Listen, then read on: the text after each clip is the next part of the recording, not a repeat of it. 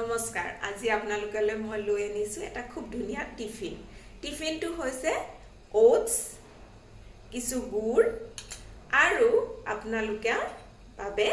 অলপ কিছু গাখীৰ কাৰণ কিয় আমাৰ আজিকালি কৰ্মৰত জীৱনৰ দৌৰা দৌৰিৰ মাজত ভাল খানা খাবৰ কাৰণে সময় নাই হেতু কথাৰ কাৰণে মই ভাবিলো যে আপোনালোকক মই যি ধৰণে টিফিন লৈ যাওঁ নিজৰ কৰ্মস্থানলৈ হেতু আপোনালোকক দেখাও বুলি কাৰণ কিয় বাকিবোৰ বস্তু খালে পুতুকে বাহিৰত খাই দিলে আজিকালি কিমান বেছি পেটৰ অসুবিধা বা অসুখবোৰ হ'বলৈ লৈছে হেতু কথাৰ কাৰণে আপোনালোকে এই টিফিনটো একদম কম সময়ৰ ভিতৰতে গাখীৰ আপোনালোকে গৰম কৰি লওক আৰু ওটছ আৰু গুড় কিছু ভৰাই লওক গুড় কাৰণ কিয় চেনি বহুতে নাখায় হেতু অল্টাৰনেটিভ হয় আৰু আপোনালোকে যদি গুড় নাখায় তেতিয়ালে খেজুৰো লব পাৰে খেজুৰ ললেও হে মিঠা আহিব খালি খেজুৰ 2-3 টুকুৰ ললে তেতিয়া হলে মিঠাটো খুব ধুনিয়াকৈ আহিব আৰু আপোনালোকে যদি কিছুমানে গাখীৰ খাই বেয়া পায় তেতিয়া হলে তাৰ খলনি গৰম পানী লব পাৰে